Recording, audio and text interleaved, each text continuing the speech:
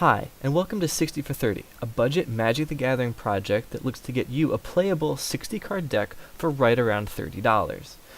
Today, despite that nice, well-rehearsed intro I have about what 60 for 30 means, what we're actually going to do is look at starting our Modern series on getting into Modern and how to do it responsibly and on a budget with some of the Tier 1 decks that can cost upwards of $1,000. This is the first video in that series, so we'll see how it goes. My name's Sam. I'll be taking you through the ins and outs of how to get into Modern, one of the most expensive Magic formats, on a budget. Today, we're going to be looking at a deck that's kind of taken the Modern world by storm. It's had a lot of competitive success recently, and that deck is Mardu Pyromancer. So the deck isn't too complicated. This is it laid out. It costs $730 for the 60 cards that go into your main deck. It's another $200 something for the cards in the sideboard, putting the price tag right around $1,000. We generally make videos about decks that cost $30, not $730. So what we're going to do today is look at how to start playing this deck for way, way, way less than the $730 that it would take to have a maximized list like the one in front of you today. So if you look at this list, there are really probably 20 cards that I would say to me make up the bulk of this deck's identity. It starts with the creatures. You have Young Pyromancer and Bedlam Reveler that aren't too expensive, although Bedlam Reveler is admittedly not cheap for a playset. And then you have 4 copies of Faithless Looting, Lightning Bolt, and Lingering Souls. And we'll get into what those are now, but I want to identify those as very important parts of this deck that don't cost that much money, and that's why we're doing this video, because if you make the deck centered around those 20 cards, you'll find yourself in a position where you just need to fill in the less essential stuff with cheap placeholders until you can add the really strong stuff. I'm going to add Terminate to this list as well. There's only one copy in here, but it's $1, so we're going to say that it goes in the cheap cards that we can use from this deck pile. So instead of playing that $730 list, we're going to play this $56 list, shown here below. You'll see that the cards I'd highlighted in green are the same, and we've almost direct substitutioned one for one a lot of the spells with cheaper, albeit less good alternatives. I want to make this very clear. This is not a video about how to play the best possible Mardu Pyromancer deck. This is about how to play a Mardu Pyromancer deck for $56 that you can upgrade over time and will make it much better. I am not claiming that Ulcerate is as good as Fatal Push. So without further ado, let's get into this deck, what it looks like in the maxed out version and what it looks like in our budget alternative. So on the left of your screen in the gray is going to be the $730 version of this deck. And then on the right, in red, is going to be our budget substitution. Here, they're exactly the same because we're not substituting anything in for the Young Pyromancer. The real deck plays Young Pyromancers, 4 copies. We're going to play Young Pyromancer, 4 copies. It is the namesake of this deck. It's a highly efficient card. Every time you cast an instant or sorcery, which this deck has about 30 of those, you're going to get a 1/1 creature token. Those add up over time really, really quickly into a formidable force, all from one card. So the card's not prohibitively expensive, so we're going to run it just like the real version. We're also going to run 4 copies of Bedlam Reveler, just like the real version. This is the most expensive card that I'm recommending for our budget list, because it's kind of essential. It's so good. It technically costs 8 mana, but with the number of instant sorceries in this deck, which synergize very well with the Young Pyromancer, Bedlam Reveler will often cost 3 or 2 mana. It's a big body, 3/4 with prowess, so you're casting instants and sorceries, it'll likely be a 4/5 or 5/6 most times that it's relevant. And when it enters the battlefield, you're discarding your hand, and the deck has some graveyard synergies, so that's pretty decent, and drawing 3 cards. So it's a big body for not a lot of mana that also refills your hand, which is a lot of value. So here's where we start diverging. the list that I had shown you earlier runs 3 Blood Moons. That's just a stock list. I've seen lists with no Blood Moons. I've seen lists with Liliana and Blood Moons split in this spot. But operating under the assumption that the real list would want to run Blood Moons, we're instead going to run Smuggler's Copter. And there's really no comparison between these two. Smuggler's Copter fills an entirely different role than Blood Moon, but it was a non-spell value slot in the deck, and I think Smuggler's Copter is going to put in a lot of work for you if you run it in the budget list, because it only costs 1 power worth of creature to crew it, so any of your creature tokens, which this deck will see a lot of, can crew this. It draws you cards, it discards cards, and it gets in for 3 flying damage, all of which is very relevant in a deck like Mardu Pyromancer. So that's what we're putting in for our Blood Moons. We're going to run 2 Smuggler's Copters. And we're back on the exactly like the big list. Faithless Looting, we're running 4 copies, they're running 4 copies. This is a core card because it's a 1 mana spell, which plays very well with Young Pyromancer, and it's drawing you cards and discarding cards, and the graveyard synergies in this deck is mostly around flashback. You can cast some of your spells from your graveyard, so putting Faithless Looting in your graveyard by casting it means that's another spell you can cast later. Putting Faithless Looting in your graveyard by discarding it means that you have another spell you can cast later. And casting instants and sorceries is what we want to be doing with our Young Pyromancer. And drawing 2 cards, discarding 2 cards is never bad for 1 mana. And then here we start getting into the suite of spells. Fatal Push is currently $3.66 by TCG mid prices, the market price. That's going to go down. I don't know how much, but that will drop after Kaladesh rotates out of Standard in the fall. I wouldn't see it becoming a 50-cent card because it's played in Modern. But if you're looking to pick it up on the cheap, wait a few months, pick it up sometime in fall of 2018, and Fatal Push should be cheaper than the $3.66 it's currently listed at per copy now. But until then, we're going to run Ulcerate. You'll see they cost the same mana. They're both instant spells, and they are both ways to kill small creatures, although Ulcerate comes with the drawback of making you lose 3 life. Other than that, they're doing a lot of the same work in the deck. Then we have a suite of discard spells. Mardu Pyromancer, so if you haven't seen the deck in action, it's kind of hard to describe how well it just attacks your opponent at everything they're doing. You have your creature tokens, your Bedlam Revelers, your Young Pyromancers. You're building a formidable army, and between making your opponents discard cards from their hands, killing their creatures, you are making it so difficult for them to keep up with you. And it just outvalues so many decks in the Modern format. And a key component of that, especially what makes it viable against unfair decks that are just trying to combo off, is you run 7 copies of Hand Disruption, where you just look in their hand and take whatever their most important spell is. So in the Pro Tour level version of this deck, that's Inquisition of Kozilek. At $5 a card almost, we're going to be running our 8-cent Duresses instead.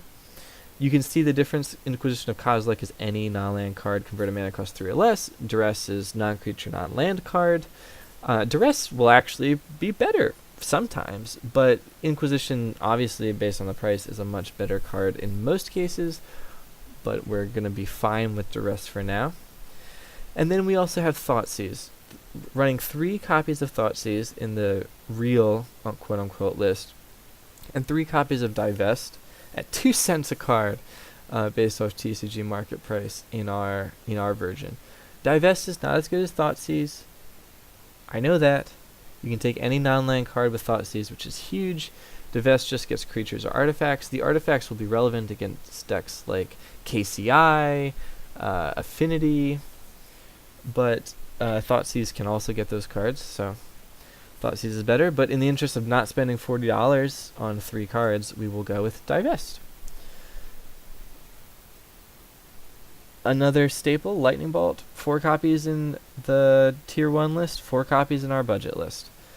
It's just the greatest spell. Casting Lightning Bolt is so much fun. You can hit your opponent, you can hit their planeswalkers, you can kill their creatures. It just does so much.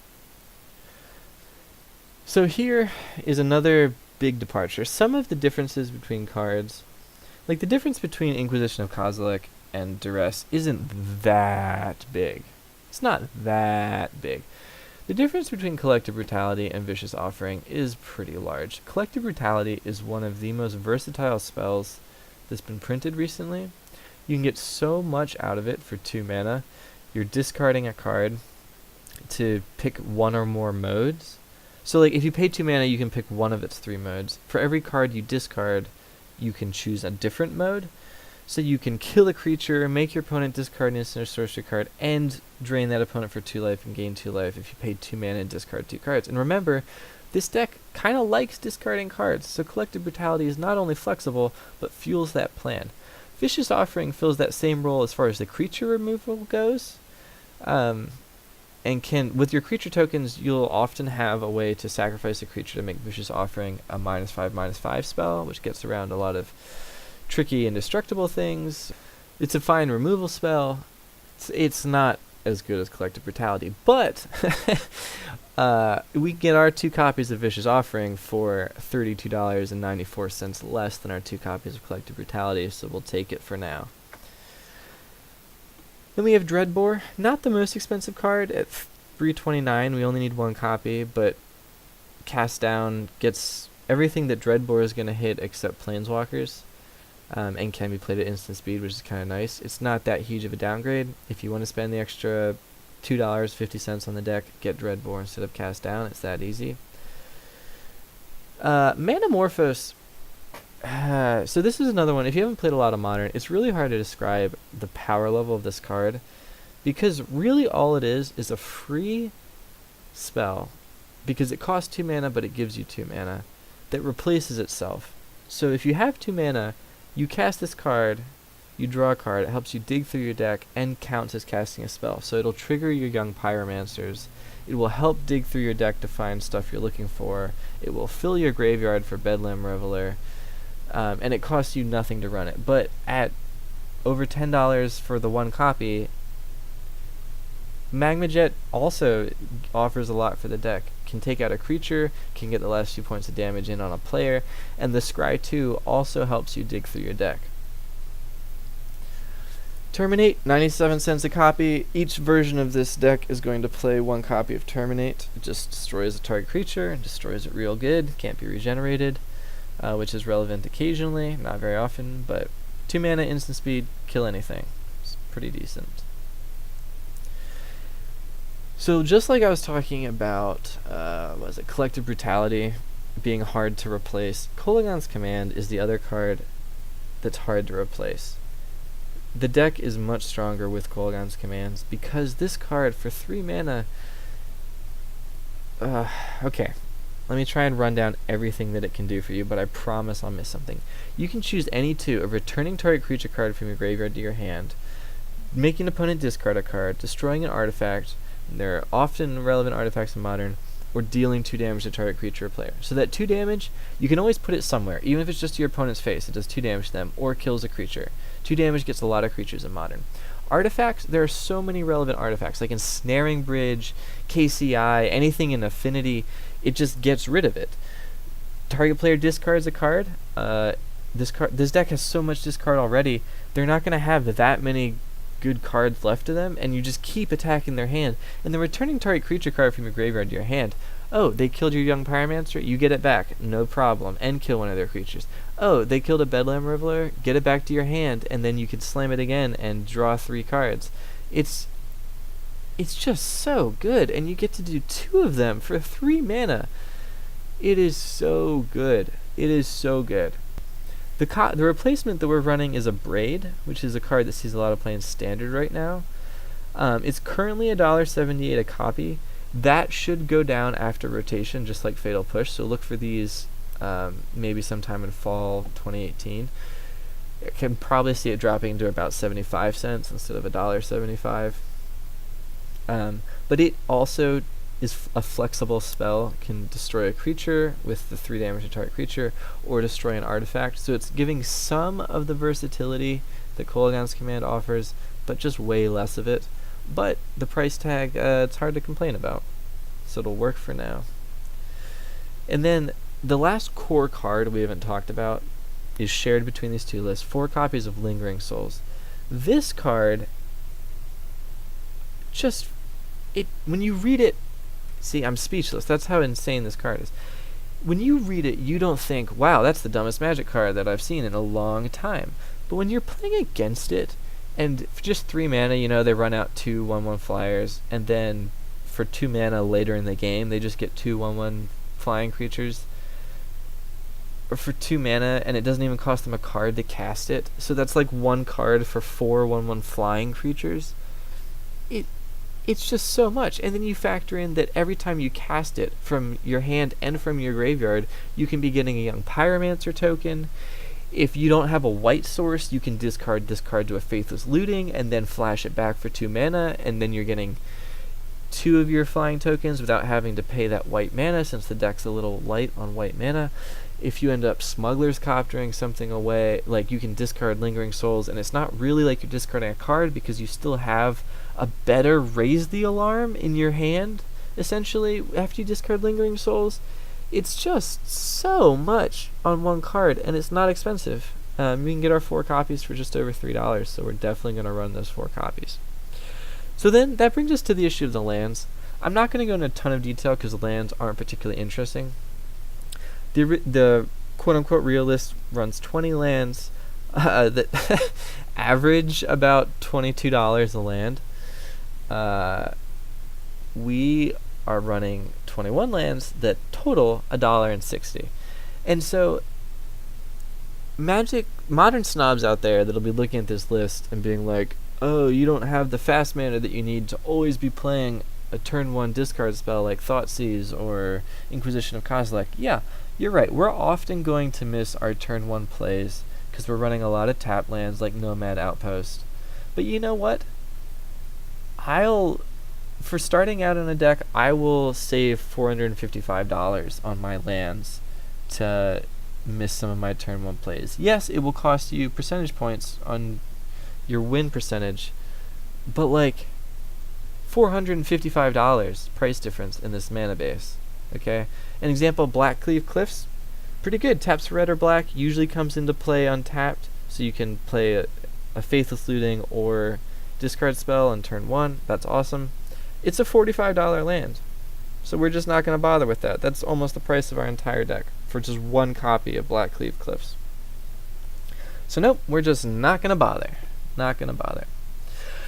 So that brings us to the sideboard. I mentioned this a bit earlier. We talked about Mardu Pyromancer as a deck costing about $730. The sideboard costs an additional $238. You can see the list here. I won't go into too much detail, but I've presented my $12 alternative to the $238 sideboard. It's fine. It's not as good as the $238 sideboard, but it's fine. Okay, it's fine. So for $226, I'll take the less good sideboard. At least to start, you can always upgrade it over time. But this is what I would suggest for sideboarding. Okay, so we've talked about the deck, you've seen the real version, you've seen what our budget alternatives are. So how do we get to that $1,100 version of the deck with a full sideboard, full main board? How do we get there? Step 1, really figure out if you want the deck. And I'm being serious about this because I've started building Magic decks so many times, and I get like halfway done and it's just like, I'd rather do something else. I'd rather get a different deck. I'd rather start building towards a commander deck I've been interested in. It's just, okay, let me put it this way. The deck that I presented to you is only $56, and that's $56 plus a $12 sideboard. $68 is not just like no money, okay? So if you buy this deck on a whim and you're never going to have a chance to play it, if you're going to get tired of playing it after 3 times of taking it to your local game store, if you're going to get frustrated because it's not as good as the $1,100 version and you hate playing it and losing more than you could be losing, don't spend $68 on this budget version of the deck. I contend this budget version's a pretty good approximation of the deck, but it is not the deck, so keep that in mind, alright? And also, I've kind of described what it does. Before you spend almost $70 on a modern deck, watch it in action. Go on YouTube, Google Mardu Pyromancer, see what it looks like, okay? See what it looks like in games and see if that's the type of Magic that you want to be playing. I'm serious. Step 2, if you figured out that you want it, buy it. The easiest way to do this is tcgplayer.com. I'm not sponsored by them. It's just always been the cheapest way in my experience. Use their cart optimizer feature. If you're trying to really save money, you don't need a sideboard for your first few times playing this deck. If you're going to like Friday Night Magic, I would, or whatever week your store does Modern, I would highly recommend that you bring something of a sideboard, even if it's just some life gain cards for when you play against Burn. Just bring something. Sideboards really help win games of Magic. And keep in mind that although tcgplayer.com, which is where all these price estimates I'm using in the video are from, is the cheapest way to buy, your local game store will often offer ways for you to get store credit, either by winning events there or by trading in some cards you aren't using, and then you can get these cards for even cheaper than $56 from your game store. So keep that in mind. You can trade with your friends. There are some online trading platforms like deckbox.org that you can use. Send people cards in the mail, get cards in the mail to help you put this together if the almost $70 price tag's hurting your wallet a little bit just thinking about it. But once you have the budget version, if you didn't elect to get the sideboard, so you're like, alright, I can spend $56, that's just like one expensive Xbox game, I'm gonna do it. You buy the deck. The next step, before you even touch that 60 card list that I showed you, is get this $12 sideboard. It's just important to have answers for some of the things that you don't have answers for in the main deck, because Magic in general, you play a best of 3, you lose the first game, you can switch your deck, bring in cards from your sideboard to address whatever the problem was. It really, really will maximize the results that you're getting. And then this is what I'm sure you're interested in. Okay. You watch my video, you get a $56 deck, you buy the $12 sideboard, you're almost $70 invested in Modern, and your deck isn't a tier 1 Modern deck. You're still like $800 away from a tier 1 Modern deck. How do you make that leap? And this is what I'm presenting. This is my personal opinion on how to do this. Okay. Step 1 is prioritize. I'm going to run down this list of priorities on the right. The first thing that I would do is buy Inquisitions of Kozilek as your first upgrade. Inquisition is the cheapest now that it's been in a long time, and it's a very, very impactful card that you can add to this deck for less than $20 right now for all 4 copies that you need. So that's step 1, get Inquisition of Kozilek. Step 2, Fatal Push. Especially after the fall rotation, you can probably end up spending like $5 on your 2 copies of Fatal Push, which would be awesome. It's just a lot better than Ulcerate, the alternative. Okay. Step 3 is Dreadboard, just because you only need one of them. It's like a $4 card. You just spend that $4, boom, Dreadboard done. And then this is where it starts hurting, because then you need your Kolaghan's commands. And I know that they're like $20 a card, and you need 3 of them. But as I said, the card, that's one of the pillars of the deck. Just so much value that it offers.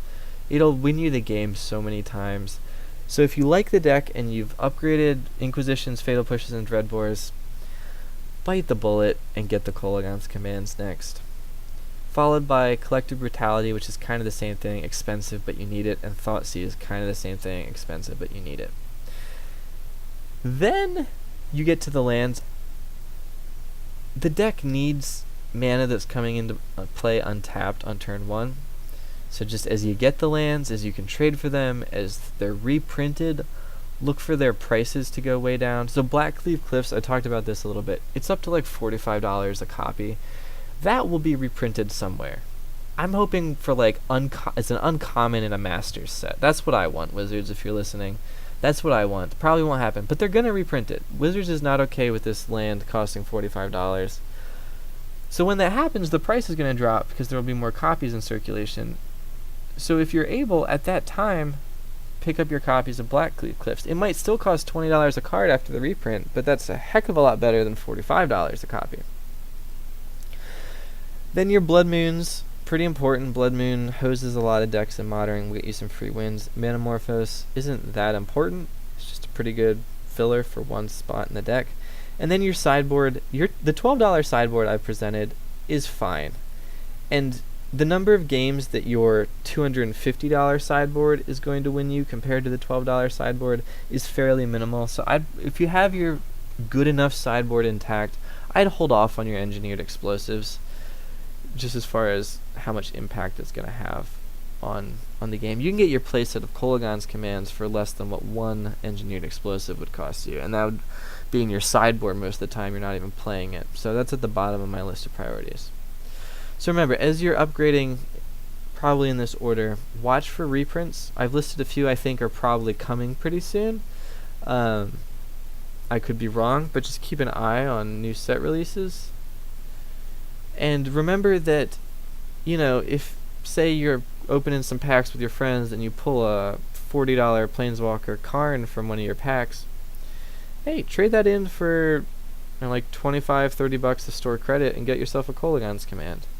Right? Like, you can leverage your existing collection towards this deck. And look out for trades for friends and people that you run into. Whew, that was a long one. But that, in a nutshell, is how you start playing Mardu Pyromancer. That is how you build your little Mardu Pyromancer deck into a modern powerhouse. And that's our video. That's our 60 for 30. Thanks for watching. If you like the video, have any comments, please leave them below. I always respond to comments. And that's going to do it for us, boys and girls. Have fun out there. Remember, that's what it's all about. This is Sam with 60 for 30, signing off.